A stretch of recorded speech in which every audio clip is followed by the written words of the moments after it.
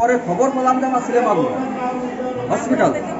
আচ্ছা, আর একটা বিষয় যে এই যে ফরিদপুর থেকে আপনাদের প্রতিপক্ষ যারা মারতে, তারা নাকি টাকার বিনিময়ে আপনার পোস্টমর্টম করা বা সকালবেলা আপনাদের এর আগে ফরিদপুর থেকে হুমকি দামকি দিয়েছে, তারপরে সকালবেলা থেকেই আসলে পোস্টমর্টম না করেই মাটি দেওয়া, পুলিশ প্রশাসন যায় আপনার বাড়ি গেছে। আসলে এই বিষয়টা কি একটু ক্লিয়ার আমার এন্ট্রি পক্ষ পক্ষ যাই।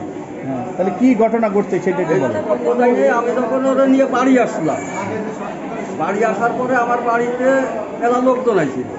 লোকজন আসলে পরে আমি বললাম কি যে শোনো, সন্তান তো আমার, কষ্ট আমার, হয়তো তোমার গরু বেতাইছে, আর আমার সন্তানের পাশে কম বেশি সবাই খরচ করেছে, সবার টাকা ওর পেটে আছে, সবার রক্ত ওর পেটে আছে।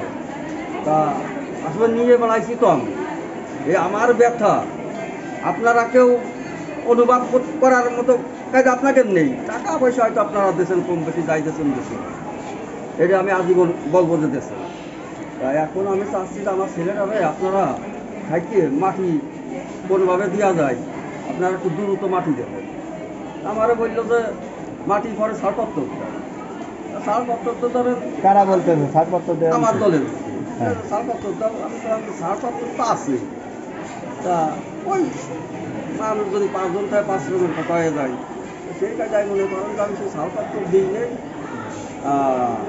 আমার হুমকি ধরেন কারা দিচ্ছেন? আমার দলের লোক হুমকি মনে দিচ্ছেন? করেন। হ্যাঁ, আপনারা কোন দলের?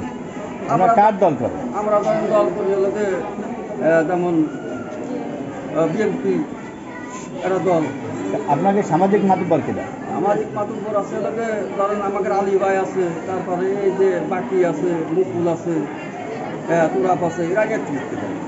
ঠিক আছে।